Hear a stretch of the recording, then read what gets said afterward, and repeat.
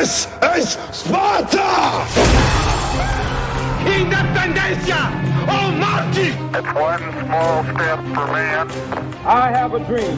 E saio da vida para entrar na história. Este é o Fronteiras no Tempo, um podcast de história.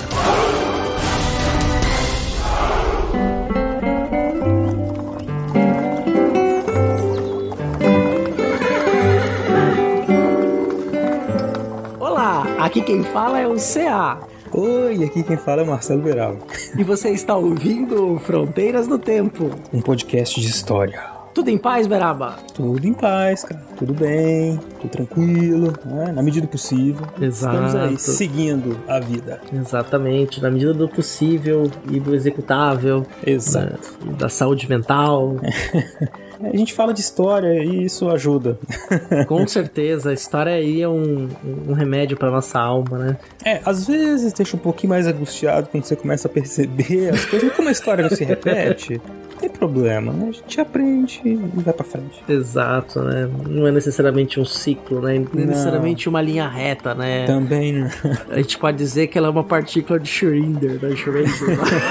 A gente não sabe se o gato tá vivo ou se tá morto. Depende do estado quântico. A hora que a gente medir a partícula, ele pode estar vivo ou estar morto. Né? Então, enquanto a gente não mede a partícula, ele tá vivo e morto ao mesmo tempo. Ao mesmo tempo, exatamente. Então, a gente segue nessa, olhando pro passado pra tentar pensar como é que vai ser o futuro, né? E que passado que nós vamos olhar hoje, será que vai nos ajudar a pensar, a planejar esse futuro aí? Eu acho que não sei se vai ajudar muito não, mas vamos ver aí. O que nós vamos falar hoje? Nós vamos começar a falar a segunda parte dos nossos episódios sobre a Era Vargas, tão prometido e aguardado. Finalmente voltamos ao Vargas, né?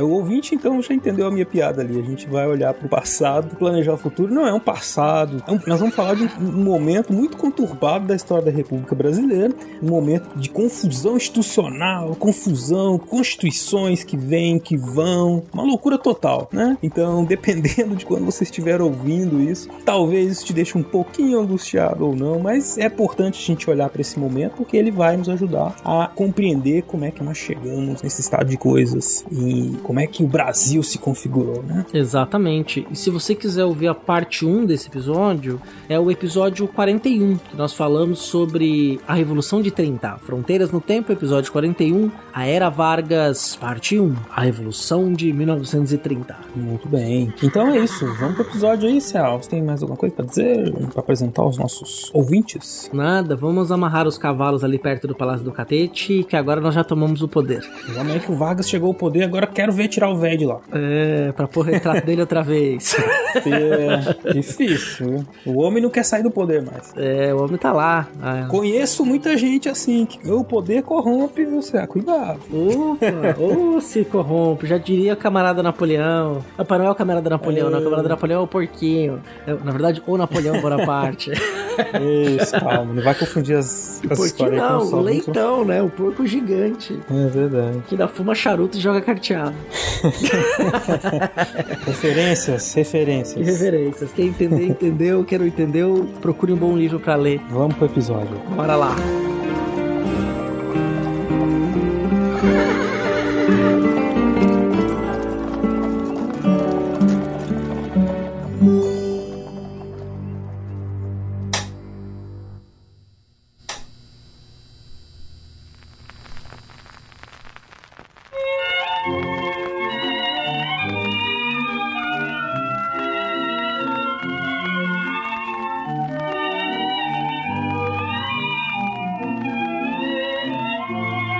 Em 24 de outubro, um movimento revoltoso, depois de uma série de eventos conturbados que envolveram fake news, notícias falsas sobre a morte de João Pessoa, foi morto por um caso de alcova e que depois instituíram isso, colocaram na conta do Júlio Prestes, o candidato paulista de Washington Luiz, que tinha o abridor de estradas, o bonitão, que tinha contrariado aquele acordo político tácito da velha república. Então vem a Revolução de 30 e a dinâmica, a vida republicana nunca mais foi a mesma. Exatamente, cara. Que é o que a gente tratou nesse episódio que o CA disse na abertura, né? Na primeira parte, Então nós explicamos o movimento de 1930, a República Velha, como ela se terminou, né?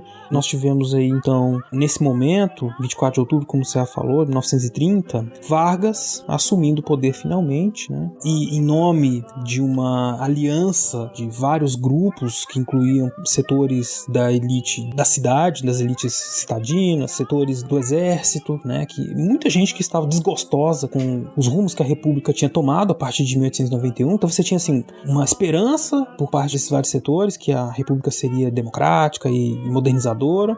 Nos anos 20, a gente tratou isso no episódio, muito descontentamento que desembocou no movimento de 1930, que alguns chamam de Revolução de 1930, que alguns chamam de golpe de 1930. O fato é que você tinha um presidente, que era o Júlio Prestes, né, e o Washington Luiz foi derrubado, né, derrubado em favor de uma junta governativa provisória, formada por 2 generais, que acabou entregando o poder a Getúlio Vargas, encerrando aí esse movimento de tomada do poder liderado por esse grupo, a chamada Aliança Liberal. É engraçado, né, como esse nome Aliança, né, Aliança Liberal nos anos 30, Aliança Nacional Libertadora, ANL, né, que aí seria o movimento, né, e as alianças que alianças pelo Brasil?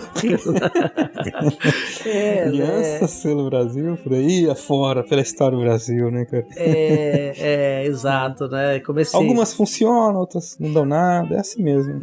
Essa do Vargas foi, obviamente, que dado o golpe de Estado, né, então a gente para pra pensar, pode chamar de um golpe de Estado, à medida em que o poder instituído, o poder institucional do Estado, que tinha uma série de vícios, tinha lá aquela política dos governadores, né, que o presidente da República e os governadores do Estado podiam ratificar a lista, né, dos deputados federais eleitos, quer dizer, se tiver lá 30 deputados e o governador e o presidente não quisessem 10, 15 deputados porque eles seriam de oposição, eles limavam e o presidente do Estado podia escolher outra lista, né, outros candidatos, ou seja, você acabava criando um círculo de poder bem chapa branca, né, na qual esse grupo político que estava no poder ia se mantendo no poder de acordo com esses combinados, né, alianças fraudadas, mas os anos 20 se mostrou então um período de muito conflito e um grupo político que vai ser muito importante na história republicana, que eram os oficiais de baixa patente, os tenentismo, e depois alguns desses tenentes conseguiram elevada e notória carreira militar, se tornaram generais até presidentes da República, lá isso já é uma outra história, nos anos 60, esse grupo vai estar com o Vargas e vai apoiar o Vargas desses primeiros anos do seu governo, né? Exato. Por conta de tudo isso que você já falou, era a visão corrente dos membros da Aliança Liberal de que deveria haver uma reforma profunda do sistema político brasileiro, no sentido de modernização das eleições, modernização econômica, modernização social. Era um grupo heterogêneo, muito heterogêneo, mas com um objetivo que os unia, que era justamente esse de derrotar o que eles viam como uma elite atrasada, uma elite oligárquica, né? Já diz o nome oligarquia, então eles se fechavam no poder entre si, possibilitando pouca renovação política. Na visão desses grupos, né, geravam um atraso, um subdesenvolvimento brasileiro muito grande. Então, essa vitória da Aliança Liberal veio nesse sentido, de tentar, foi uma vitória militar, evidente, né, a conjunção de muitos fatores, mas politicamente significou, ou deveria significar, o fim desse sistema político viciado que existia.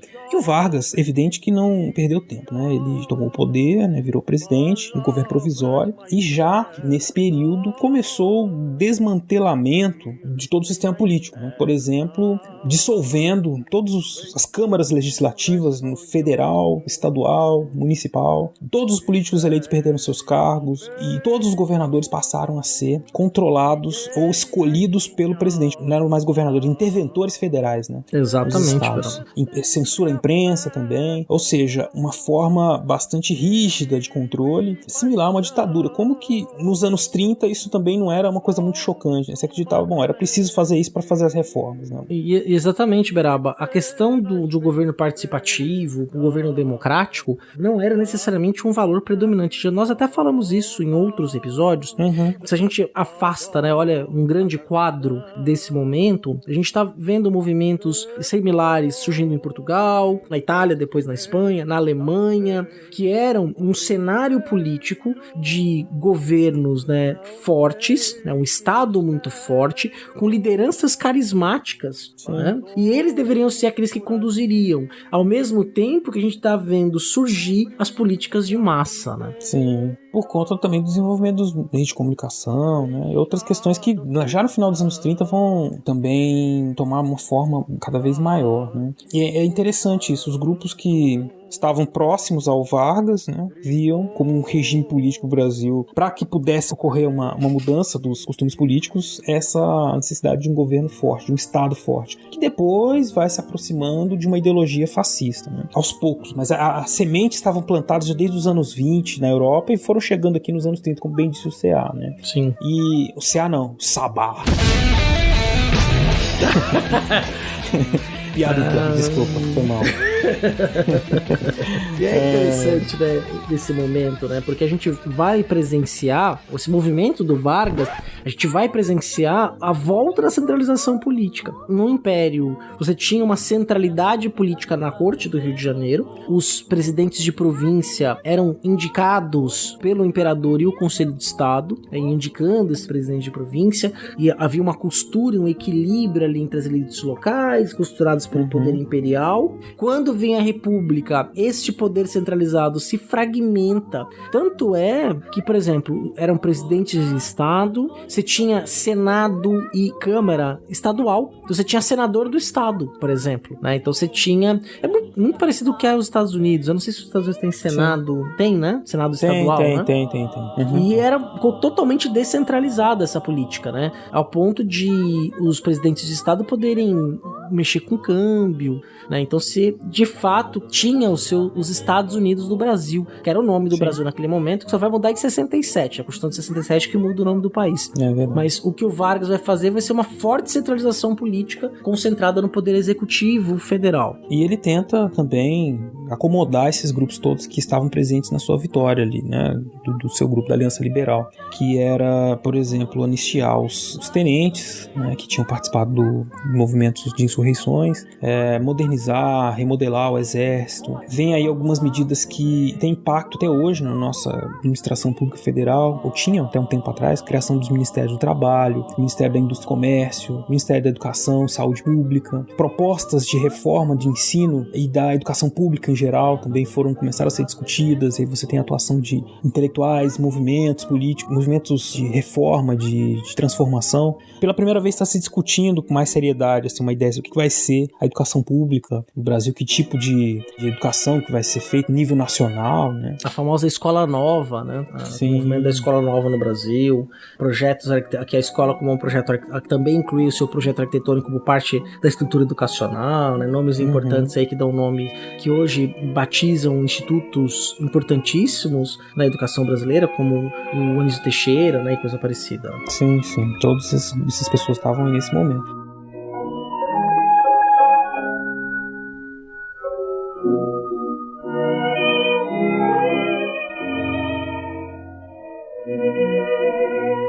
E um ponto central aí dessa atuação reformista do Vargas está ligado diretamente à movimentação de massa que vinha acontecendo já há alguns anos no Brasil, que era das classes trabalhadoras, da cidade especialmente, os operários, um grupo que vinha crescendo em número e em movimentação política, sindicatos, você teve greves, a atuação dos operários ela se tornava cada vez maior, já com a influência na década de 30 do Partido Comunista Brasileiro, né, às vezes clandestino, às vezes legalizado, mas enfim, estavam atuantes, né, nesses movimentos operários, e o Vargas começa a capitanear, começa a trazer para si essas demandas, né, dos movimentos operários, que pediam uma regulamentação por parte do Estado do mercado de trabalho, né? Então as famosas leis trabalhistas começam a ser ensaiadas aí nos primeiros anos da década de 30, com algumas medidas de proteção ao trabalhador, ao mesmo tempo em que ele protegia, isso é interessante a gente pensar, criava mecanismos de proteção, mas também tirava a autonomia dos trabalhadores. O plano do Vargas era muito claro, que era o quê? Sufocar a atuação dos líderes operários em favor de si próprio, do governo, do Vargas especificamente. Então ele teria um protagonismo nessa relação com os trabalhadores, ele falaria diretamente com os trabalhadores, o que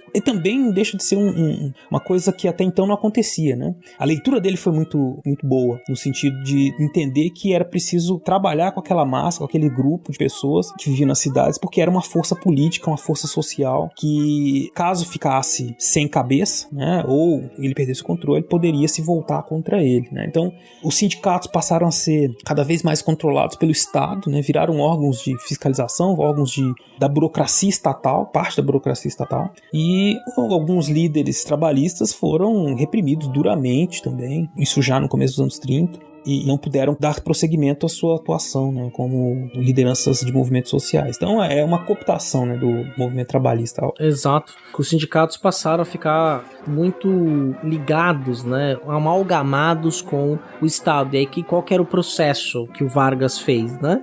Lentamente foi, como o Beraba já tinha mencionado, tirando essas lideranças das diretorias dos sindicatos. E aí é interessante que você não tinha grandes sindicatos nacionais, você tinha os sindicatos que eram de categorias profissionais específicas, espalhados pelos espaços urbanos, que ainda não eram grandes espaços urbanos. O Brasil nos anos 30 era ainda um país rural. A gente não pode perder isso de vista. Mas essas lideranças sindicais, né, que já tinham se transformado nos anos 10, nos anos 20, né, elas foram então tiradas de lado e no lugar delas foi colocado pessoas que se alinhavam ao governo, né, criando um alinhamento automático entre sindicatos e governo. Então, a gente pode dizer que é uma inauguração de um trabalhismo à brasileira, né? Não um trabalhismo como o trabalhismo inglês, que foi um trabalhismo mais orgânico e que ganha sua representação política no Partido Trabalhista Inglês, mas de um movimento que vem de baixo, né? Um movimento que é dos próprios trabalhadores urbanos, trabalhadores fabris, dos operários, e não necessariamente foi, naquele momento de criação, cooptado pelos laços de poder. Já no trabalhismo brasileiro, esse trabalhismo brasileiro fica ligada a uma figura carismática que é o Vargas. É ele que vai ao longo do seu governo criando essa figura do grande protetor dos trabalhadores, do grande pai dos trabalhadores. E isso vai passando durante todos os anos 30. Nós temos diversas leis, salário mínimo, jornada de trabalho de 8 horas, férias, uma série de mecanismos que vão sendo legalizados, que eram, isso é importante dizer, eram já a demanda do movimento operário, ou dos movimentos operários. Eles já queriam isso, já vinham lutando por isso desde os anos 10, 20. Sim, a grande greve de 17. Sim, né? Uma luta constante, e por isso que eu disse que a leitura do Vargas foi cirúrgica, porque ele conseguiu perceber, ele viu esses grupos ali e ele atuou para trazer esse grupo pro lado dele. E, de certa forma, constituiu, inclusive, assim, uma memória, da sua própria memória do Vargas, né? A gente traz essa referência do pai dos pobres, o cara que falava com as pessoas, né? Do presidente que ajudava o povo. Isso ele foi construindo justamente por essa atuação, né? O lado dele, ditador, sanguinário que foi, ficou relativamente apagado da história. Mas isso é outro assunto, a gente já vai falar disso mais na frente. Nós somos muito mais condescendentes, né, no geral, com a figura do Vargas, né, do que necessariamente a revisão histórica que merece, né, esse período ditatorial do Brasil, né? E é interessante porque eu acabei de falar disso, né, mas você não tinha necessariamente um apreço pela democracia, né? A visão dos homens da República, mesmo os que fazem o golpe de Estado, e mesmo dos presidentes anteriores, das lideranças anteriores, que o Brasil não estava pronto para a democracia, o povo não ia saber votar, né, o povo não ia poder participar das eleições, do processo político. Então seriam apenas alguns homens ilustrados, homens de letras, homens mais sábios, que poderiam tomar e conduzir os rumos, né, os destinos políticos da nação. Exato, eles tinham essa preocupação, realmente debatido por muitos intelectuais, que o Cé falou, interessante. Quer dizer, não vai dar certo, a experiência democrática vai trazer confusão. Tinha-se um receio de que isso poderia, na verdade, continuar reproduzindo a cultura política, reproduzindo os vícios da República Velha, né, que para eles era velha já, a Primeira República. Então era preciso uma série de reformas radicais que poderiam talvez um dia desembocar numa sociedade mais organizada, que teria mais condições de participar, né, mais coletivamente, mas ainda não era apreciado isso. Mas isso que você falou, você até me ajuda a pensar o próximo ponto, que era justamente essas discussões sobre democracia. O governo era provisório, né? E o Vargas estava lá, deitando e rolando, decreto pra lá, decreto pra cá. Sem congresso. Sem congresso, manda prender, manda soltar, né? É, o homem que manda, o baixinho que manda. Ele que mandava, veio lá do São Borja lá e mandava em todo mundo. E ele tinha, isso que é importante a gente não pode ser ingênuo de acreditar que o Vargas não tinha apoio do principal agente político da República naquele naquele momento, que eram os militares. Sim, Os militares exatamente. sustentavam, as forças públicas sustentavam, os militares sustentavam esse poder também do Vargas. Se ele não tivesse apoio dos militares naquele momento, ele jamais teria conseguido ficar no poder, né? Exato. Ó, anistia tenente, modernização do exército. Ele prometeu também a criação de uma indústria bélica no Brasil. Então, eles estavam do lado do Vargas, porque era o cara, o civil, que ia promover a modernização brasileira em geral. Então, ó, governo provisório, 1930, 1931, outubro de 30 ele entrou, nós passamos 1931 inteiro, e nada do governo provisório indicar quando seriam as próximas eleições, né? Nós chegamos em 1932 com uma situação de muitas críticas e insatisfação à posição do Vargas, porque ele não dava sinais de que queria sair, né? E hoje a gente sabe, ele tinha um projeto de poder, né? Ele não estava pensando em sair de maneira nenhuma. Não era coisa assim, tá bom, Vargas, provisório. quando vai ter eleição? Senta lá, Cláudia. Você ia falar, vai ter eleição, calma. Mas ele foi, como tinha muito esses grupos todos pedindo muitas coisas, ele era um líder carismático, no sentido não de ser bonzinho, mas no sentido de saber fazer toda essa costura política, que é fundamental para qualquer político que queira lidar com muitas forças diferentes, né? E ele fazia isso. Então, o que ele fez? Até a questão das leis trabalhistas, que a gente acabou de falar, que ele foi fazendo durante os anos 30. Ampliando um processo que já tinha começado lá no governo de Getúlio Bernardes, né? Outros governos dos anos 20, né? Exatamente. E ele promoveu a reforma eleitoral, né? O Código Eleitoral, que instituiu uma série de avanços muito importantes que a gente tem até hoje, como, por exemplo, a criação da Justiça Eleitoral, que tiraria do Executivo o controle das eleições, que era um problema sério, que isso que o CA falou que aconteceu na Primeira República, do governador fazer as eleições no interior, fazer com que o governador ficasse com as eleições na mão dele, né? Um grande problema. Então você cria a Justiça Eleitoral para fazer isso, para ter um fiel da balança ali, né? Então quem faz a eleição não são os políticos, é um juiz de carreira, uma burocracia própria para as eleições, né? Também nessa reforma, nesse Código Eleitoral, institui-se o voto secreto, e aí não preciso nem dizer para vocês por que isso é importante, né? Uma das principais características do período anterior era o voto de cabresto, afinal de contas. E, por fim, o voto das mulheres. As mulheres podiam votar e ser votadas. Também uma grande vitória, uma demanda que vinha crescendo, né, nos anos 20 e anteriormente também, que foi trazido. Bom, isso deu uma acalmada, né, nesses grupos. E o Brasil foi pioneiro no voto feminino, né? O primeiro de todos foi a Suécia, que estabelece o voto feminino em 1898, mas o Brasil vai estar logo depois ali. Em muitos lugares ainda, o voto feminino nos anos 30 não era permitido. O Brasil vai ser no Ocidente um dos primeiros países ali que vai permitir que as mulheres participassem do pleito, né? Exato, pois é.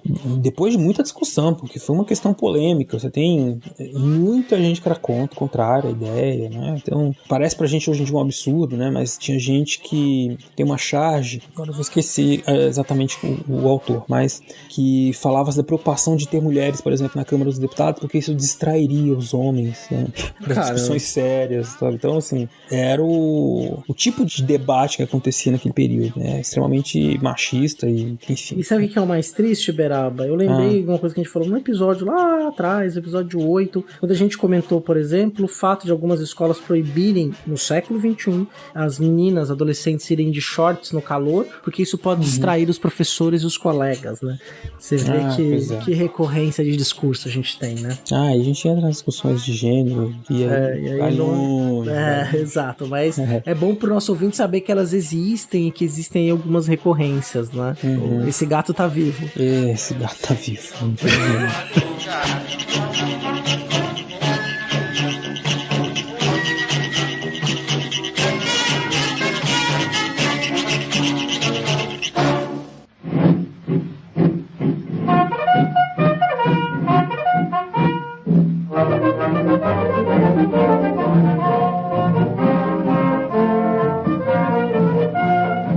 É interessante porque o código era muito democrático, né? Então tentava dar uma lisura ao processo eleitoral, mas esses grupos, como a gente acabou de falar aqui, que estavam junto ao Vargas, eles estavam optando sempre por um governo forte e centralizador, que nada democrático, né? E aí as contradições da nossa modernização, que muita gente chama de uma modernização conservadora, a partir dos anos 30, que é o quê? Você promover mudanças em algumas partes da estrutura econômica, abrir algumas brechas para mudanças sociais, mas mantém a base que perpetua a desigualdade econômico-social. Não tem reforma agrária, não tem uma distribuição de direitos civis, né, para todos os cidadãos, tem diversos níveis de cidadania, com grandes diferenças de atuação, de possibilidade de atuação, como, por exemplo, os analfabetos, né, continuaram por muito tempo fora, né, do processo eleitoral. A estrutura continuava a mesma, né, você muda a capa, dá uma ideia assim, de modernização, tem indústria, tem isso, tem aquilo, mas a estrutura de poder, as estruturas continuam desiguais. É mais ou menos assim que você fala que você está fazendo uma nova política e mantém mais ou menos tudo como estava. Sim.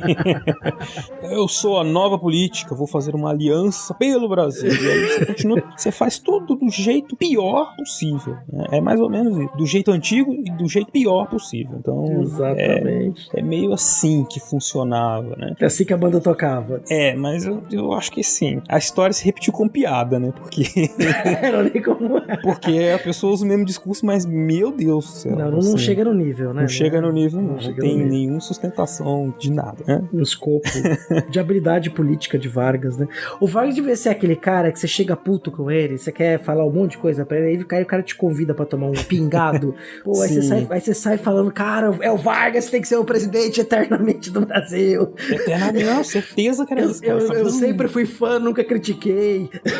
O Prestes, cara, apoiou o Vargas 10 anos depois do cara mandar matar a mulher dele. Com certeza, né? Luiz Carlos Prestes. Sim. Que é uma outra história. A gente vai contar essa história depois pra vocês. Guardem ali. Um dia nós vamos contar essa história pra vocês. O poder de convencimento do Vargas, era isso. Por isso que a gente fala aquela coisa do político carismático, né? Aliado a uma diretriz, né, do Partido Comunista de Moscou, que era que os partidos comunistas deviam apoiar o desenvolvimento do capitalismo, né, burguês. Sim. Nos estados, tal. Então você tem... Mas, assim, havia essa... Quer dizer, o Vargas foi lá e fez política ali com o Prestes, né? Tanto é que tem uma entrevista do Prestes no Jô Soares nos anos 80, que você não vê o Prestes falar com ódio do Vargas, né? Ele fala... Não. O Prestes também eram as entrevistas dele, ele é um cara que sabia se posicionar muito bem, né? Um grande orador. E você não vê o cara falando, porque eu tenho ódio do cara, não. Ele fala situações políticas que a gente teve que viver, apertei a mão do cara, apoiei. É uma história interessante, vou pôr o link do post dessa entrevista aí, que vale a pena. Mas é uma história que aconteceu já quase mais de uma década depois desse momento que a gente tá falando aqui agora, né? O Prestes vai entrar nessa história que a gente vai contar aqui hoje. Luiz Carlos Prestes, só pra quem não sabe, era um líder do Partido Comunista Brasileiro, que teve uma atuação, era talvez a principal figura política do Brasil nos anos 30, junto com Vargas, tranquilamente. Porque nos anos 20 ele ganhou um grande capital político com a coluna Prestes em 26, né? Ele percorreu lá mais de 20 mil quilômetros sem sofrer derrota, né? Então ele tinha essa admiração dos meios militares. O próprio Prestes fala que nunca tomou um tapa na cara de um militar, que os militares respeitavam. Ele era um militar, né? Ele era do movimento tenentista, e quando ele volta ao Brasil, ele já volta ali ligado aos movimentos de esquerda, e das andanças pelos interiores, pelo Brasil profundo, como a gente chama hoje, né? Termo cunhado lá pro Mangabeira-Unger, né? Pelo Brasil profundo, fez ter uma outra visão política, né? Então quando ele volta ali ao Brasil, ele volta liderando ali o Partido Comunista. Ele foi morou em Moscou há muito tempo, e lá ele inclusive passou por todo o processo, né, de se transformar em uma liderança do Partido Comunista, e voltou casado com a Olga Benário. Mas é uma história que caberia até um podcast inteiro só sobre ele, sobre o Partido Comunista Brasileiro também, que tem uma história muito interessante de a gente conhecer como é que ele atuou durante o século XX no Brasil. Mas o Luiz Carlos Prestes com certeza é um dos nomes, um dos expoentes aí pra gente entender. Bom, fechando aqui o parênteses, que a conversa vai indo, né, a gente... Sim.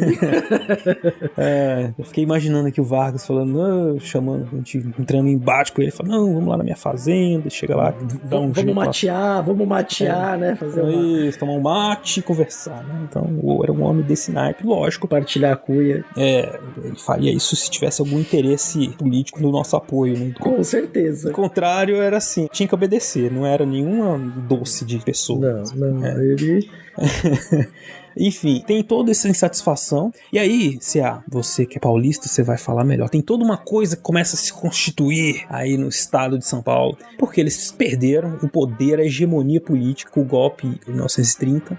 Viram no Vargas um algoz, né, dos seus interesses, e ele não saiu do poder. E eles começaram a promover uma movimentação em 1932 que levou a uma guerra civil. Exatamente. Que em São Paulo comemora-se o feriado dia 9 de de julho, feriado estadual, e aqui em São Paulo chama-se de a Revolução de 32. A Revolução Constitucionalista de 1932. Exato. Que foi uma guerra civil, na real, né? O momento que os paulistas, então, se viram privados do seu poder político, humilhados, né? Eles perderam o poder político em casa, né? Porque o interventor do Estado não era alguém alinhado às ideias políticas dessa oligarquia que foi derrotada, né? Tem histórias, outras oligarquias, é só um parêntese, né? Quando você pega o Gilberto Freire, na introdução do Casa Grande Senzala, no prefácio da primeira edição, ele comenta esse episódio, né? Porque o pai dele, a família dele, especialmente o pai, era um político pernambucano que fazia parte dessa oligarquia pernambucana, e meio que eles saem fugidos ali nos anos 30, depois que o Vargas toma o poder.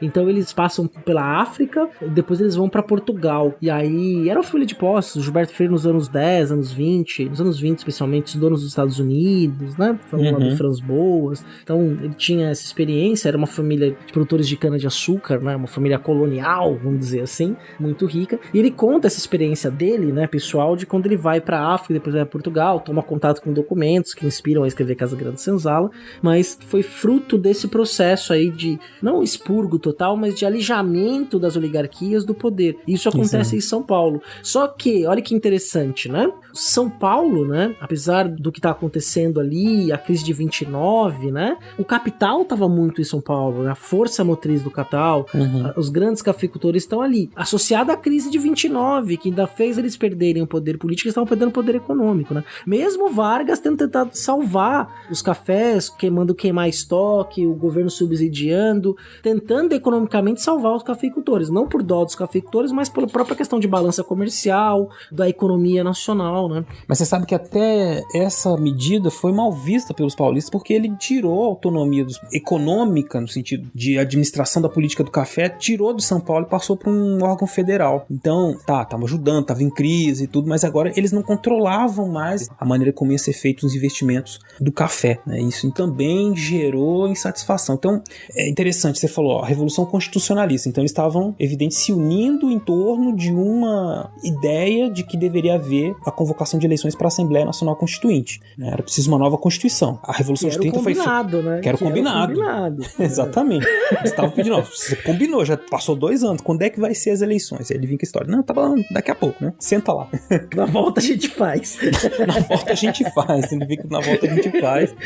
E os paulistas foram ficando chateados. Mas não só os paulistas, os gaúchos, os mineiros também estavam muito insatisfeitos, porque a coisa não dava, né? E aí, isso foi gerando uma mobilização, e tem esse ressentimento também, né? O interventor não era paulista, então olha só, o Vargas, né, pisando nos calos dos paulistas. Era um tenente, né? Também, era um ex-tenente, né? Que tava no movimento do tenentismo. Isso, ele era do Nordeste, não lembro exatamente de onde, mas enfim, era alguém que veio de fora, forasteiro. Então se tinha um interventor, uma coisa que humilhava essa elite paulista, que até então era a elite, uma das principais, ainda era. E não era um cara muito habilidoso político também, tem essa questão, né? Exato, também tinha isso. E essa situação, então, faltava a Constituição, eles estavam ficando ressentidos com o Vargas por conta de tudo isso, ter perdido o poder econômico, o controle do café. Isso foi gerando uma ligação, uma identidade regional paulista, né? Junto com a ideia, né, de São Paulo como uma locomotiva do país, né?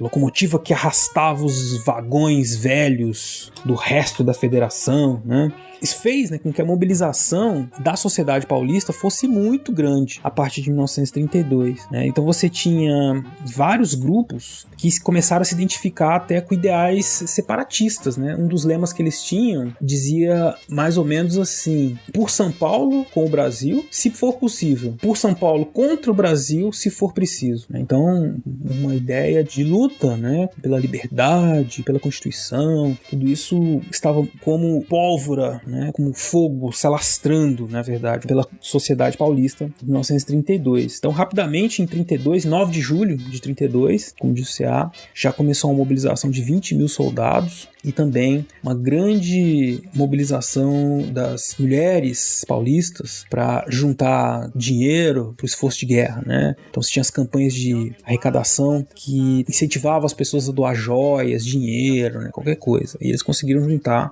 muito ouro, dinheiro, enfim, para poder financiar esse esforço de guerra. As indústrias começaram a fazer inversão para produzir equipamento para guerra. Sim, o esforço de guerra também da população civil. Pediram, por exemplo, para que as famílias fronteiras doassem suas joias, né? Sim, você tem exatamente. cartazes de publicação de massa bem interessantes. Você tem um que é bem típico, né, de São Paulo, que você tem, por exemplo, a figura de um bandeirante, né, segurando Vargas na mão, apertando Vargas como se fosse um pequeno boneco, né? Abaixo a ditadura, vem escrito no cartaz, né? Sim, Aí tem outro sim. que é de um soldado apontando igual o Tio Sam, São Paulo precisa de você. E também teve um elemento que foi importante, Beraba, é que como símbolo também tiveram mártires dessa guerra, né, desse conflito, né? Que é o famoso MMDC. Sim, verdade. Miragaia, Martins, Drauzio e Camargo, né? Que depois deu origem a uma cidade secreta, MMDC, que tentava articular a derrubada de Vargas, né? Que aí no dia 9 de julho vai eclodir a Revolução Paulista, né? A Revolução Constitucionalista. Exato, é engraçado. Essa coisa do nome é a mesma coisa do movimento de 30, Revolução de 30, golpe de 30. Revolução de Constitucionalista de 32 é como os paulistas gostam de chamar. Mas, no contexto geral, a gente poderia chamar de guerra civil também, porque é o fato que vieram tropas do Rio Grande do Sul, tropas de Minas Gerais, do Rio de Janeiro, que lutaram contra os paulistas, né? Guerra interna é guerra civil, né? E é interessante, por exemplo, né? Tudo bem que a gente chama de Revolução Federalista, né, na historiografia, que foi aquele movimento que acontece no Rio Grande do Sul, em 93, 94, agora você tá falando de cabeça, então se eu estiver enganado, me corrija nos comentários, ouvinte, na qual, por exemplo, as forças públicas de São Paulo, e se você for na sede da Polícia Militar do Estado de São Paulo, você tem esse monumento que mostra a participação da Força Pública de São Paulo, atual Polícia Militar, que participou dos conflitos e vence o conflito, né? Então você teve também forças paulistas, do Paraná, de Santa Catarina, dos diversos conflitos civis que aconteceram na história republicana nas suas primeiras décadas, né? Então você já abre lá com Canudos, depois Vacina, Chibata, 18 do Forte, Constitucionalista, o próprio assassinato de... Bem que o João Pessoa não foi assassinado por causa disso, mas a própria insurgência em São Paulo, em 32, 30, a mesma coisa. 30 teve lá as tropas se mobilizando, se movimentando do sul em direção ao Rio de Janeiro, né? A famosa Batalha do Itararé que não acontece, né? O período da República, sobretudo até a era Vargas, que o Vargas vai, de certa forma, por meio da ditadura, trazer uma pacificação nesse sentido, né? Que pós, aí é só uma reflexão, né? O pós-era Vargas, de 45 até 64, muitos dos conflitos foram resolvidos por meio político, sem necessariamente ter eclosão de armas, mas em São Paulo, os famosos soldados paulistas, né, que utilizavam as suas matracas, foram pro conflito contra o Brasil, né, contra as forças de Vargas. Exato.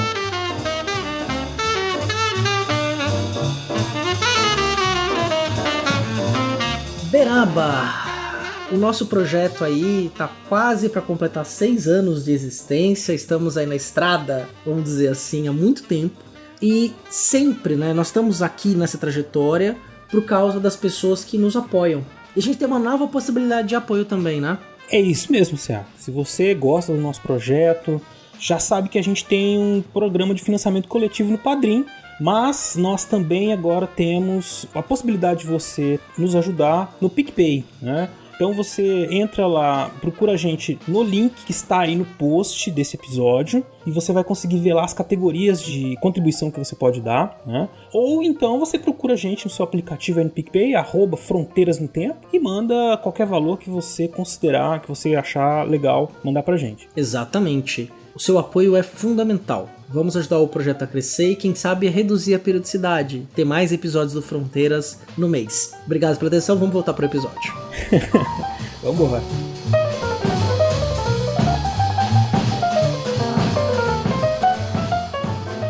É interessante também que a elite paulista acreditava muito que a insatisfação fosse generalizada, né? Então a possibilidade na cabeça deles era de um ataque rápido ao Rio de Janeiro e que eles contariam com o apoio especialmente de Minas Gerais, do Rio Grande do Sul, para sustentar esse ataque, né? Tem um problema sério aí, porque as elites paulistas mineiras, eles já tinham acabado de colocar o Vargas no poder, né? No movimento de 1930. Então não havia um espaço político ainda naquele momento para que eles já retirassem o Vargas, né? E tinha tudo isso que a gente falou anteriormente, essa ideia de que eles acreditavam na necessidade de uma reforma nos costumes políticos, na administração pública, eles acreditavam então em um governo centralizador e forte, e o Vargas também, sabendo disso, né, ele, como a gente disse também, negociava com esses diferentes grupos, ele satisfazia um pouquinho de cada um desses desejos, né. No fim das contas, São Paulo ficou isolado porque só eles que se viam como muito prejudicados. Tiveram aí alguns sucessos no começo dessa insurreição, dessa rebelião, dessa revolta, dessa guerra civil, né, conseguiram tomar alguns postos, tiveram algumas vitórias, conseguiram ter algumas histórias mirabolantes, assim, conseguiram comprar armas e aviões do exterior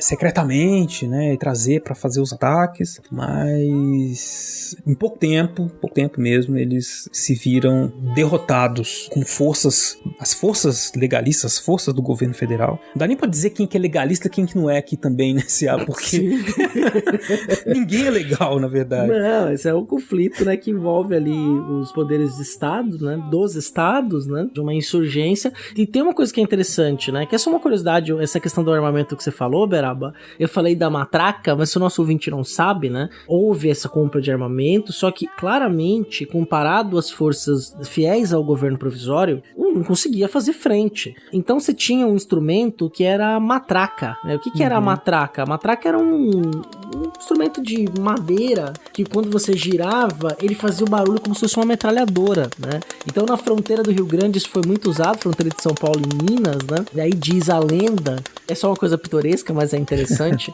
que no começo fazia o barulho, as pessoas se escondiam, né? Porque a metralhadora, ela tinha um poder tem um poder, né? E naquela época, que foi uma inovação da Primeira Guerra Mundial, e nos anos 20, 30, ali, depois da Segunda Guerra Mundial, elas vão ser aperfeiçoadas, mas era uma arma tática muito poderosa e que ceifava muitas vidas. Então os soldados adversários se escondiam e cadê as balas, né? E aí eles descobriram que os paulistas usavam essa matraca, e aí eles começavam a gritar do outro lado: cala essa matraca! Cala essa matraca! Olha aí, tá vendo? Mais uma história pitoresca. Uma coisa pitoresca, né? Mas que nesse sentido mostra, né, que esse grupo se insurge e teve um apoio, Beraba. A mesma classe média que apoiou os tenentes que tomam São Paulo em 24, que, de certa forma, tiveram bons olhos, né? A população, a classe média emergente, né? Porque a classe média era muito pequena nesse período, tiveram bons olhos pro movimento de 30, pra Revolução de 30, pro golpe de 30.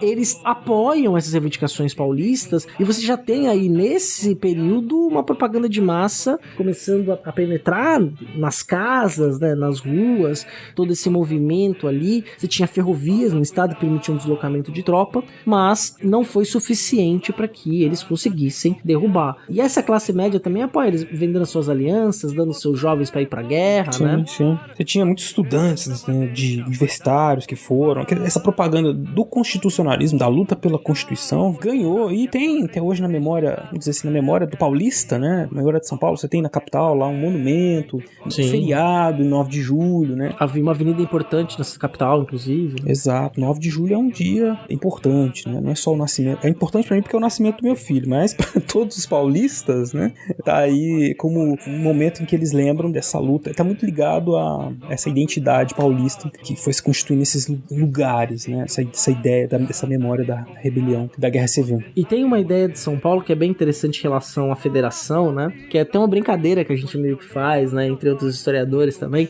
que é a ideia, por exemplo, assim, que quando a gente fala de história do Brasil, né? O historiador do Rio fala que a história do Rio é a história do Brasil. Entendeu? O Sul é uma história mais regionalizada, né? Quer dizer, você tem todas umas características do Sul, em Pernambuco também é muito forte. Já em São Paulo, né? É a ideia de São Paulo que foi o grande conquistador das fronteiras da colônia, é a grande locomotiva, a ideia do bandeirante, né? E isso é interessante. O governador do estado de São Paulo, independente de quem o seja, até o momento, ele despacha, ele trabalha no Palácio dos Bandeirantes. Sim. Avenida Bandeirantes, que corta várias avenidas com o nome de grupos indígenas, de povos indígenas, que foram dominados por eles, né? As grandes rodovias de São Paulo, que recebem nome de bandeirantes, como a Rodovia dos Bandeirantes, a Anhanguera, quer dizer, Então, você tem toda uma construção mitológica, ou na verdade uma explicação de uma importância de São Paulo no desenvolvimento do Brasil, que pega esses elementos históricos e acaba transformando como heróis, né? Não falam Exato. que eles iam pro interior pra prear a gente, né? Pra escravizar, e mataram uma série de indígenas. Eram homens daquele período, né? Não tô falando também que eles eram heróis ou vilões, mas eram homens do século XVII, XVII, XVIII, que estavam dentro dessa dinâmica que também envolvia violência do período da América colonial, né? Exato. Da América portuguesa. Essas histórias que foram sendo colocadas como uma história oficial desde a República, né, no final do século XIX, início do XX, foi inflando essa elite paulista que foi se vendo então como protagonistas, né? Essa elite se via então como a que deveria tomar as rédeas da nação, e assim o fizeram nos anos 20, gerando uma série de descontentamentos. Então você tinha um problema de equilíbrio, uma falta de equilíbrio das forças federativas, que inclusive foi o que levou ao fim da política de governadores. Enquanto existia um certo equilíbrio, uma certa rotatividade, uma certa possibilidade de troca de poderes, a situação se reproduziu, né? Isso acho que a gente falou no episódio 41. Quando esse equilíbrio se rompeu, São Paulo começou a exercer uma hegemonia, a gente tem a quebra disso. Eles, não contentes em perder sua hegemonia, partiram para essa guerra civil, que terminou em outubro de 1931, depois de uma vitória relativamente rápida, né? Que começou em julho, terminou em outubro de 32, né? Porque as forças do governo federal eram muito maiores, né? Tinham muito mais recursos, cercaram São Paulo. Você anda nas divisas entre São Paulo e Minas Gerais, você encontra ainda alguns vestígios dessas lutas, né? Marcas de tiro, ou lugares em que aconteceram as batalhas, né? Ainda assim é presente em algumas regiões nas divisas desses estados, né? E o Vargas, vitorioso, mandou prender, exilar todo mundo que estava diretamente envolvido nas ações militares, mas fez algumas concessões à elite local, como por exemplo, colocar um interventor que era paulista, né? Que tinha um diálogo com essa elite, além do que finalmente convocou as eleições para a Assembleia Nacional Constituinte a serem realizadas no ano seguinte. E ele coloca um militar de alta patente, né, no governo, né, de São Paulo, né? Ele não coloca mais um ex-tenente, né, mas ele coloca o general Valdomiro Lima. Ele era gaúcho, ele era tio da esposa do Vargas, da Darcy Vargas, só que, como o Beraba muito bem colocou, ele tinha aí essa proximidade, ele vai ficar no cargo de 32 até o final de 1933, no cargo ali, porque é quando a Constituição fica pronta. E isso é interessante, porque assim, apesar dos paulistas terem sido derrotados, né, por que ela é comemorada como uma revolução? Você tem até uma memória construída em torno disso. A vitória militar ocorreu, só que na sequência, o Vargas chama as eleições para a Assembleia Constituinte. Nesse sentido, a reivindicação paulista, a duras penas, a duras perdas, foi atendida. Exatamente. De novo, o Vargas e suas leituras políticas, né? A gente não tá falando isso pra admirar ele, não. Tá dizendo só que ele tem essa articulação política, que é o que define, né, essas lideranças. E ele soube perceber, então, o clima em Minas Gerais, em outros estados, e via a necessidade, então, de dar um próximo passo. Mas, de novo, isso tudo, ele não tinha intenção, hoje em dia a gente pode falar com tranquilidade, não tinha intenção nenhuma de deixar de ser presidente tão cedo. Ele vinha exercendo esse governo muito duro, centralizador, conseguindo fazer uma série de reformas, e ele fez essa concessão pensando nas possibilidades depois de se manter no poder. Essa Assembleia Constituinte foi eleita uma deputada, foi a primeira vez, né? Foi uma eleição já sob o novo Código Eleitoral, uma pulverização, assim, não tinha um grande partido nacional ainda, né? Então você tinha candidaturas avulsas, houve uma renovação política muito grande, né? Nessa Assembleia Constituinte, muita gente nova chegou ali. Muitos neófitos. Muitos neófitos. Fizeram a nova Constituição, uma Constituição que dá pra dizer assim, que era muito democrática, né? Sim, exato. Ela tinha vários pontos ali de avanços democráticos pro país, mesmo comparados à Constituição de 1891, né? Exatamente. Só que o Vargas ficou putinho, né? Não gostou não da Constituição. Falou que era um absurdo aquela Só que não dava pra ele descer a porrada todo mundo como fez o Dom Pedro. Não. Fecha esse negócio e eu vou fazer a minha. Ainda não dava, Ainda não dava, mas ele ficou com vontade, né? Porque a história do Dom Pedro, pro ouvinte que não sabe, foi assim, em 1823, vamos fazer uma Constituição pro Brasil, vamos fazer. Fizeram a Constituição e tiraram todos os poderes do Dom Pedro. Ele não gostou, que é a famosa Constituição da mandioca, né, que chama. Exato, é uma Constituição bem liberal, bem progressista.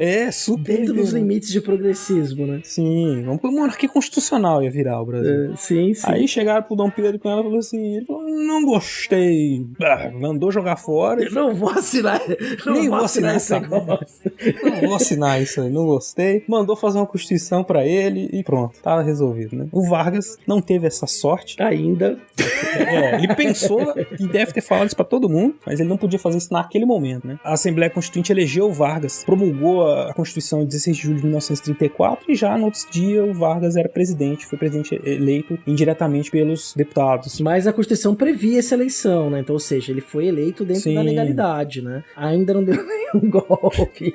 Não, agora ele é o presidente oficial, né? A partir de julho de 1934.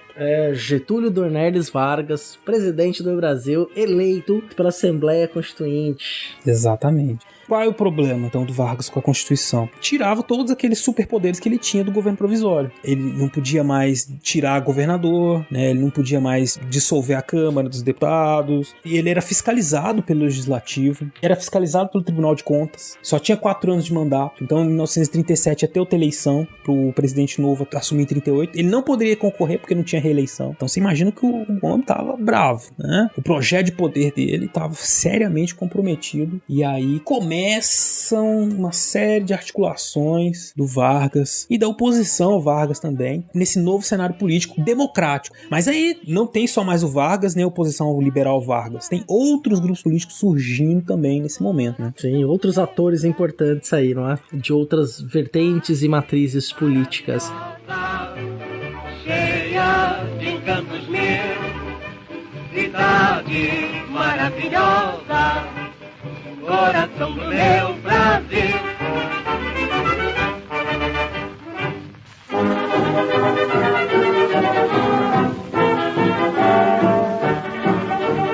Um desses personagens super importantes para esse período que surge, que acabou sendo decisivo, foi a Ação Integralista Brasileira, AIB, né? Que era um grupo fascista, ou que se aproximava, ou que pregava a ideologia fascista no Brasil dos anos 30. Os camisas verdes, eles usavam um uniforme, eles tinham toda aquela características de um movimento fascista, né? Acreditavam numa sociedade corporativa, no culto à liderança política, no domínio do Estado, eles eram antissemitas. E esse grupo foi crescendo. Foi o primeiro partido grande, nacional brasileiro, né? Eles rapidamente cresceram. Eles surgiram em 32, né? Em 34, até 37, eles chegaram a ter quase 300 mil associados. E tem uma coisa interessante que eles não tinham ideias democráticas, eles apelavam ali para uma ideia da redução da individualidade, da grande liderança pelo prêmio Salgado. Tinha o Miguel Reale, que era também um dos pensadores deste movimento.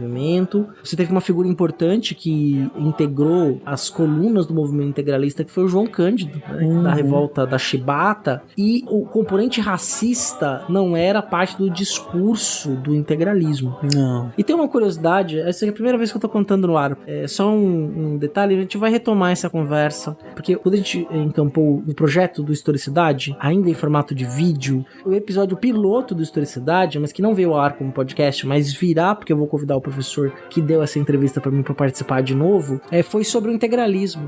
Olha só. É um professor especialista, então vai ter uma historicidade sobre o integralismo. Eu vou conversar, um professor, grande amigo, que entende muito, a tese de doutorado dele foi sobre a cartilha do integralismo, pra gente trabalhar em mais detalhes. Então assim, a gente vai falar bem rápido, bem por cima do integralismo, mas não se preocupem que a gente vai ter um programa específico sobre esse movimento, pra vocês entenderem um pouquinho mais o que foi.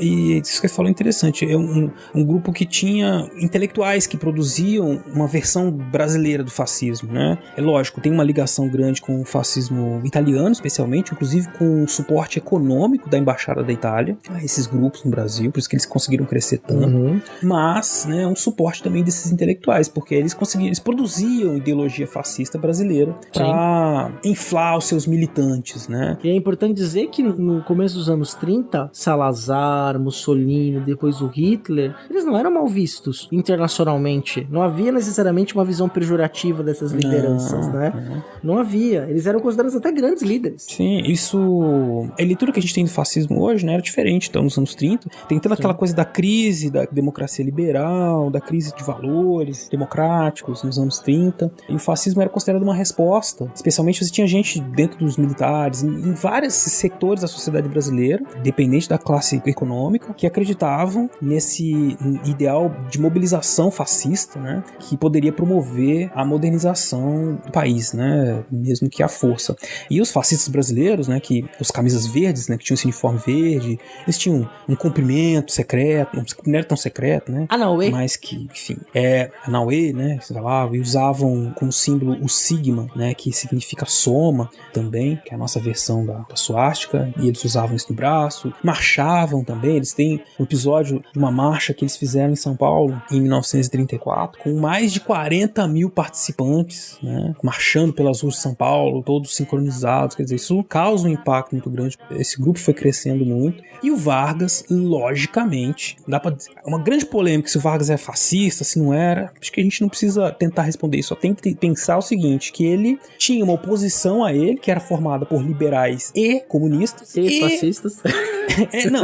Não, a oposição ao Vargas era liberais e comunistas. Os fascistas brasileiros eram justamente contra quem? Contra liberais e comunistas. O que o Vargas fez? Usou e se aproximou desses grupos fascistas, né, da estrutura, da mobilização que eles tinham para proveito próprio, né? Dizer se o Vargas é fascista ou não dá pra dizer. O Vargas, ele tinha uma coisa que era pra onde o vento tá soprando? É pra Exatamente. cá? Pra onde é que eu consigo, que lado do vento eu consigo içar a minha vela pra poder navegar melhor? Né? Então ele tem muito isso. Você fala, o Vargas era fascista? Não, não é fascista. Mas ele teve apoio de fascistas? Teve apoio de comunistas? Também teve apoio de liberais? Teve, porque ele conseguia justamente se colocando politicamente no cenário nacional para que ele conseguisse nem ser totalmente amado, nem totalmente odiado pelos grupos políticos que ali existiam. Essa era a grande habilidade política do Vargas, né? Isso, por isso que a gente falou mais de uma vez aqui do líder carismático, né? O cara que sabe fazer essa articulação toda. E aí então você tem os fascistas brasileiros, né? Os integralistas crescendo, e a oposição, que eu acabei de dizer que era dos liberais. Então você tinha a Aliança Nacional Libertadora, um grupo que foi também crescendo. Nós estamos falando de um breve período democrático que a gente teve da Constituição de 34, né? A Constituição de 34 durou menos de 2 anos. É a Constituição mais curta da história do Brasil. Exato, porque nesse período você tem então todos esses personagens atuando, né, e o Vargas tentando dar um jeito ali de colocar em prática o seu projeto de poder, né? A Aliança Nacional Libertadora então era formada por antigos tenentes, os movimentos da década de 20 e diversos grupos que estavam desencantados, estavam tristes com Vargas. Eles queriam que o governo Vargas promovesse as mudanças, mas que fosse também mais democrático, mais aberto e tudo mais, né? Era o programa da ANL, né, que é a Aliança Nacional Libertadora. Basicamente, antifascista e reformista, né? Então tinha algumas reformas radicais, como a reforma agrária, que queria garantir as liberdades individuais, combate ao racismo, aumento de salários. Então era um movimento que tentava se aproximar das bases sociais, operárias, trabalhadoras, do campo e da cidade, e buscava também uma modernização política do Brasil, né? Era um movimento, então, digamos, misturava também muitos grupos, mas a gente está chamando assim de liberais, mas não eram só liberais, tanto é que os comunistas, seguindo essa orientação que o CA falou aí, né, do Partido Comunista, da Internacional Comunista, eles passaram a se aproximar da ANL, da Aliança Nacional Libertadora, inclusive passaram a fazer parte da ANL. O Luiz Carlos Prestes se torna o presidente de honra da ANL, né, e a ANL não vê nenhum problema nisso, porque acaba ajudando a alavancar o partido, porque ele, como a gente disse, era uma figura política das mais proeminentes no Brasil de então, né, mas era um grupo muito heterogêneo, né, o Luiz Carlos Prestes comunistas, tinha liberais de todas as cores, né, o partido era grande, isso era bom, era para a estratégia dos comunistas, né, que essa orientação, a orientação do Partido Comunista Soviético, né, que eu ia dizendo, era essa, de que os partidos comunistas nacionais deviam se aproximar de frentes populares para conseguir incutir insurgências que poderiam levar a uma revolução comunista nesses países, né. Então o Partido Comunista Brasileiro, que era pequeno, enfim, eram poucas pessoas mesmo, se juntando à Aliança ANL, eles tinham mais possibilidade de atingir diversas regiões do país, né. Então, hoje a gente sabe que havia esse plano, né, essa ideia de fazer um trabalho junto com a ANL e depois tentar uma revolução. Que traz aí o terceiro personagem, que é justamente o Partido Comunista. Então a gente está falando integralistas, Aliança Nacional Libertadora e o Partido Comunista Brasileiro, que também acaba sendo um dos personagens importantes aí nesse momento de democracia, né, em que o Vargas está presidente, teoricamente até 1938, né, deveria sair em 38, né. E tudo girava em torno do Vargas, né? O Vargas era um verdadeiro astro, né? Tudo gravitava em torno dele, né? Hoje em dia a gente pode perceber essa estratégia do Vargas, né? Mas na época, claro que ninguém sabia. Tem todos os grupos tentando um espaço de poder, né? De alguma maneira. Então o Vargas, a gente já cantou essa pedra pra vocês, se alia em alguma medida aos integralistas, né? Tinha gente dentro do governo que via no fascismo, então, como a gente disse também, uma saída. Então, para ele já era mais simples essa adesão aos fascistas brasileiros. E o Partido Comunista, de alguma maneira, estava tentando se aproximar, tentando fazer essa insurreição que poderia levar à instalação do regime comunista do Brasil, né? Em 1935 começa então uma confusão na ANL, né? O Luiz Carlos Prestes ele divulga um manifesto em nome da ANL, insuflando a população contra o Vargas, chamando o povo à luta para uma rebelião, né? Quer dizer, dá para o Vargas o motivo que ele queria para tornar ilegal a sua oposição, começar a caçar a oposição, né? Basicamente é isso que ele faz. Exatamente, né? E tem uma coisa também que a gente acabou não comentando, que do ponto de vista também do cenário, os liberais também não estavam sendo vistos com bons olhos, né? Não, porque a crise de 29, ela abalou alguns princípios liberais, né? E fortaleceu os discursos dos estados. Nos Estados Unidos você teve o estado salvando tudo, só que obviamente que lá você tomou-se um outro caminho, né? Mas de certa forma, o que você olha é uma crise das democracias liberais também nesse período, né? Então, o Vargas tinha também um cenário para fazer o que ele vai fazer em 35 e que o Beraba tá doido para contar.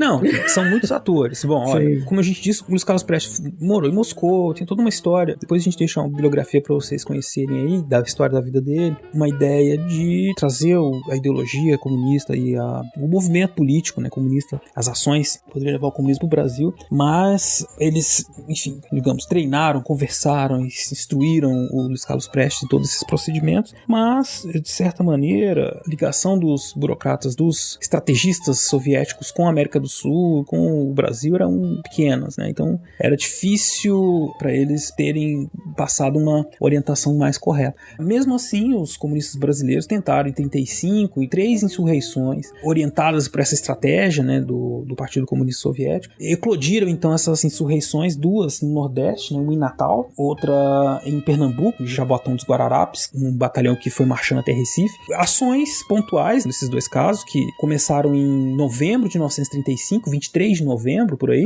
e que rapidamente foram debeladas, né, porque os grupos eram pequenos, né, os grupos que se rebelaram não conseguiram uma adesão que eles imaginavam, e pior, subestimaram o poder do próprio governo federal, né, de se mobilizar contrariamente a essas ações dentro dos quartéis. E tem um detalhe, né? Você fazer uma revolução, por exemplo, você tomar o poder do Estado num país continental que tem uma estrutura de força pública organizada, né? Que tem uma estrutura de força, é uma missão muito difícil, né? Não seria fácil, né? Quer dizer, e ainda mais quando os comunistas ligados ao Prestes, né, eles tentam fazer um movimento pra, e aí no Rio de Janeiro, a capital federal principalmente, né, pra tentar derrubar o governo. O terceiro movimento foi no Rio de Janeiro, e aí fazer algo assim, quer dizer, a quantidade de pessoas, e eles não tinham nem armamento suficiente pra tomar o poder, então, que foi uma coisa assim meio atropelada, meio, sabe, não foi... Um erro de cálculo estratégico, assim, gigante. Isso, o Vargas vai até aproveitar e chamar isso de uma intentona, né, que vai ridicularizar e diminuir o movimento, né? Exato, Meu coração não se cansa de sempre te amar. A estrela d'alva.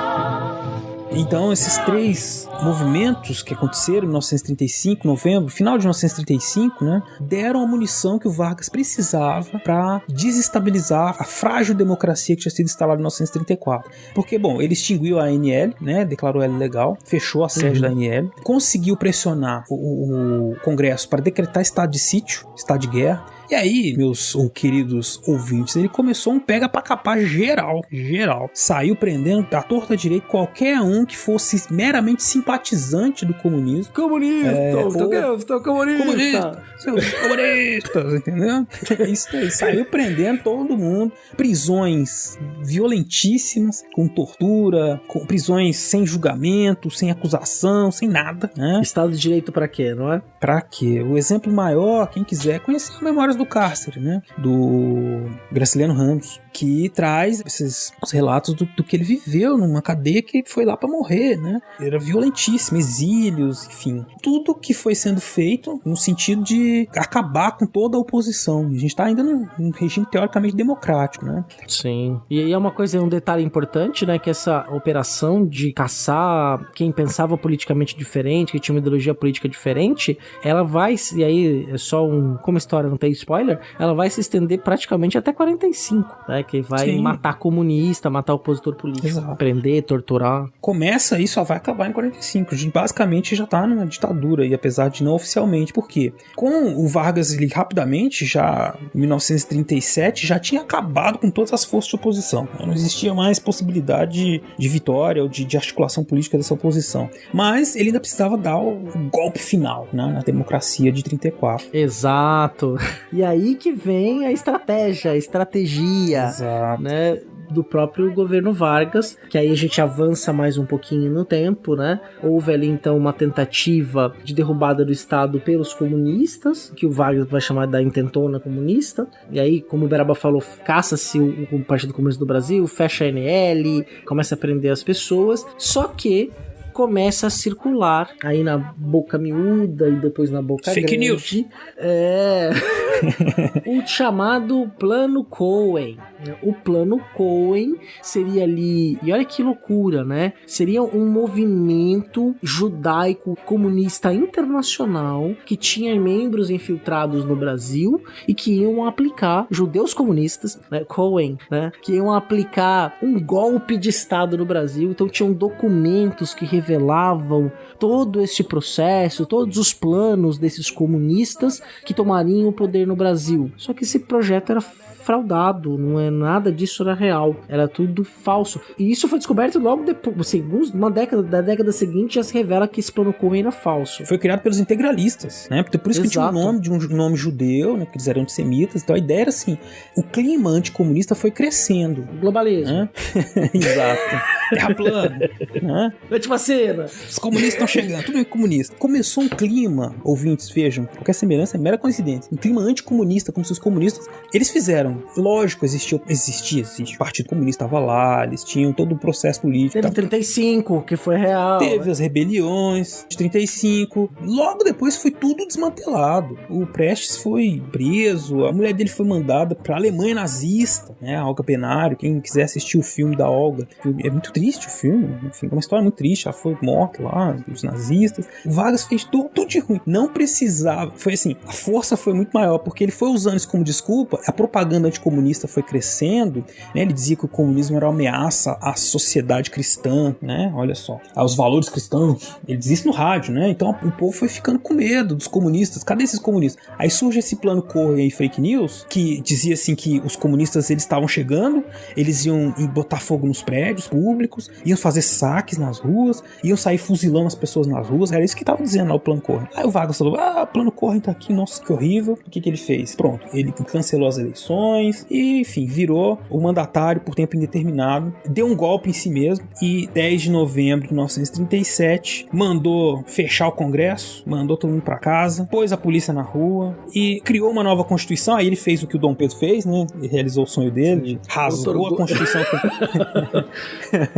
rasgou a Constituição de 34, que ele não gostava, e fez uma Constituição só pra ele, pra chamar de sua, a Constituição de 1937, dando fim à história que a gente quer contar hoje, e início, um fim trágico, mas que vai piorar, dando início a ditadura do Estado Novo. Exato, o Estado Novo, esse nome inspirado no Estado Novo implantado por Salazar em Portugal no final dos anos 20, né, que aí foi uma importação de uma ideia, e o Estado Novo de Vargas foi estabelecido em 1937. Mas como o Beraba já falou, esse é o assunto para a Era Vargas, parte 3, o retorno do ditador. Exato. O retorno do que nunca foi. A revolução o governo provisório e constitucional e a ditadura. Não, podia ser talvez a vingança do Sif, né? Isso que começa o império, né?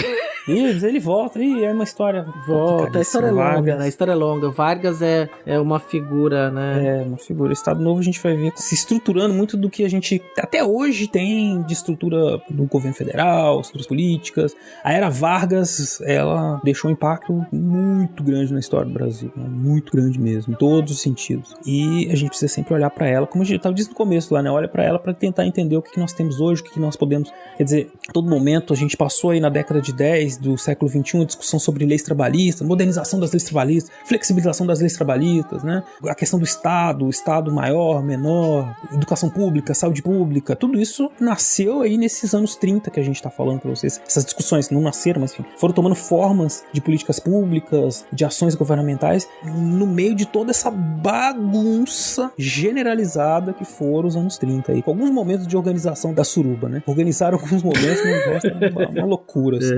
Exatamente. E pensar que piorou no século XXI, mas enfim. Não, mas isso aí é um outro assunto, é a história do tempo presente, é isso aí. Deixa pra lá. Deixa pra lá. Nesse momento, até melhor deixar pra lá pra preservar a nossa saúde mental. Exato. Né? Então a gente tá encerrando aqui o episódio. Você sabe muito bem que quando a gente encerra essa fala que o episódio não acaba, porque temos a coluna do William Spengler com Recordar é Viver, que ele retoma pontos do episódio anterior. Então você fica aqui, depois escuta lá a leitura dos padrinhos no final e madrinhas pra saber quem nos apoia. Torna-se você também um nosso apoiador indo no padrim.com.br/fronteiras no tempo. Contribua com esse projeto pra gente manter essa regularidade bonita que a gente tá tendo aí no ano de 2020. Tá tendo alguma coisa boa, né, Beraba? A regularidade assim tá bonita. Exato, os episódios estão saindo com a periodicidade correta. Mas não vou falar muito fluidez, não, que vai que, fluidez, né? assim. Essa fluidez aí mágica, maravilhosa, né? Mágica do Adriano. Adriano, excelente editor, muito competente, um cara sensacional também. O Augusto fazendo vitrines lindas e maravilhosas, que vale a pena você ver. Agora as vitrines dá pra ver no Spotify, por exemplo, ou no seu agregador de podcast, você consegue ver a vitrine. E você pode também mandar um e-mail pra gente, se quiser bater mais um papo, pelo fronteirasnotempo@gmail.com, pra gente ler teu e-mail aqui no episódio. Comenta no post do episódio, que é importante, no Deviante ou no Fronteiras no Tempo, onde você preferir. Pra nós, o seu comentário tem o mesmo valor em qualquer um dos dois portais, né? Então você pode ir lá conversar com a gente, ampliar a discussão. No próximo episódio, Beraba, a gente retoma algumas coisas que a gente falou nesse pra relembrar o nosso ouvinte do que foi dito, cenas dos capítulos anteriores, o Privilege in Fronteiras no Tempo, e aí a gente fala do Estado Novo. Talvez a gente nem consiga fazer um episódio só do Estado Novo. Também não sei. A gente vai voltar um dia, não estamos prometendo que é no próximo, não. É um dia. Calma aí, gente. Segura aí. Vamos ver. Mas a gente volta. A gente volta. Pode ser que seja uma surpresa, assim. Um dia, voltou Vargas, né? Mas, vamos ver. Eu tô empolgado, eu queria falar mais hoje, mas tá bom já, né? Tá ótimo. Tá ótimo. Tá ótimo. Só uma coisa que eu tenho que falar. Então, eu estou satisfeito. Você tá satisfeito? Muito satisfeito, Beraba. Tá bom. Então vamos embora. Certo. Chega, já alugamos muitos ouvintes hoje aí. É isso aí, meu gente. Fica aí com o Recordar é Viver. Aproveita o William Spengler, que vai trazer histórias de piratas, de Os Pirata. Maravilhoso. Ô, gente, um abraço. Abração. Tá faltando bateu asa, foi embora, não apareceu. Nós vamos sair sem ele, foi a ordem que ele deu. Foi tá faltando tá faltando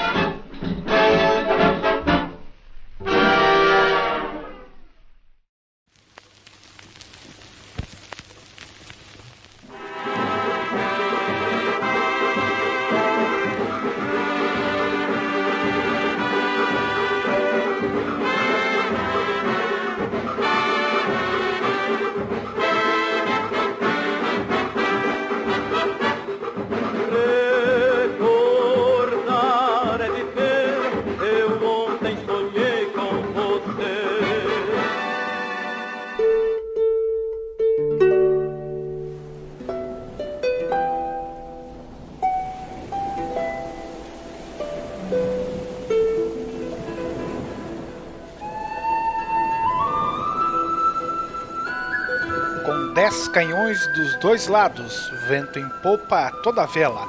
Não corta o mar, mas sim voa. Um veleiro bergantim, baixel pirata que chamam, por sua bravura o temido, em todo o mar conhecido, de um ao outro confim.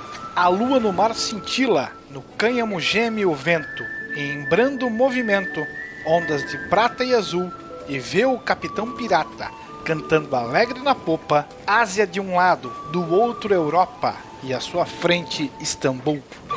Navega veleiro meu sem temor, porque nem navio inimigo, nem tormenta, nem bonança, teu rumo torcer alcança, nem sujeita teu valor. 20 presas, que feito, a despeito do inglês, e 100 nações a meus pés renderam seus pendões. O meu barco é meu tesouro, o meu Deus a liberdade, minha lei a força e o vento, minha única pátria o mar. Lá que façam feroz guerra, cegos reis, por um palmo a mais de terra, que aqui tenho por meu, quanto a barco mar bravio, a quem ninguém impôs leis.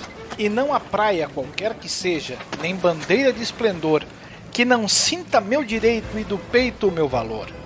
A voz de barco à vista, rapidamente esse se vira e tenta escapar, pois eu sou o rei do mar e todos temem minha fúria. E nos roubos eu divido o colhido por igual, eu só quero por riqueza a beleza sem rival. Sentenciado está a morte, eu me rio, não me abandona a sorte, e o mesmo que me condena, vou pendurar numa verga que sai em seu próprio navio. E se caio, o que é a vida? Por perdida já a dei, quando o jugo do escravo, como um bravo me livrei. É a minha música melhor, aquilões, o estrépido e temor, dos cabos sacudidos, do ronco mar os bramidos e o rugir dos meus canhões. E do trovão ao som violento e do vento ao bramido das ondas, eu durmo sossegado, embalado pelo mar. O meu barco é meu tesouro, o meu Deus a liberdade, minha lei a força e o vento, minha única pátria, o mar. A canção do pirata, de autoria de José de Espronceda. De algum lugar no tempo para o Fronteiras, eu sou William Kid Spangler. Ahoy!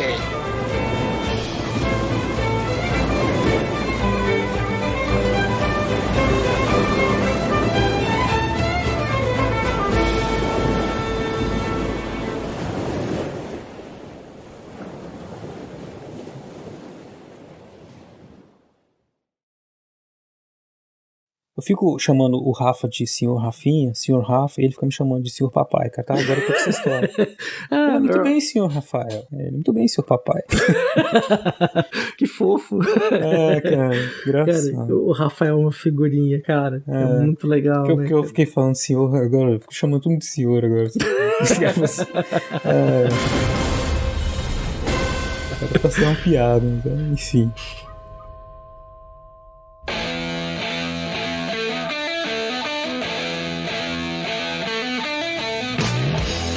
Esse projeto só é possível por causa da contribuição de muitas pessoas que são nossos padrinhos, nossas madrinhas, amantes, guardiões, entusiastas, cavaleiros, cavaleiras, ladies e lords da história. São aí as nossas categorias de apoio.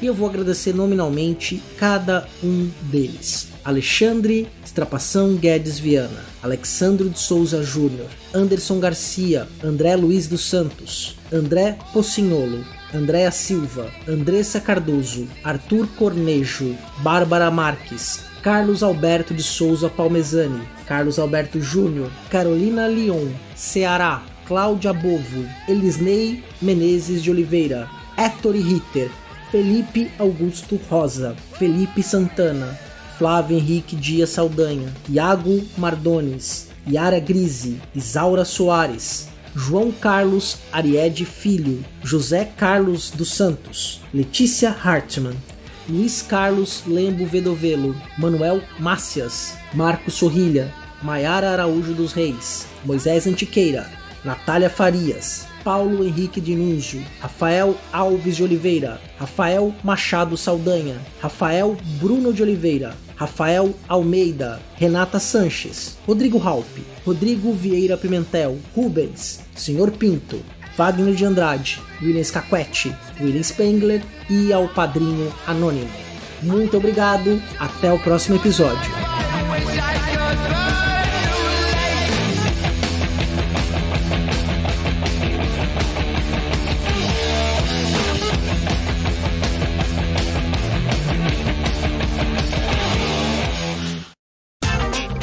Esse programa foi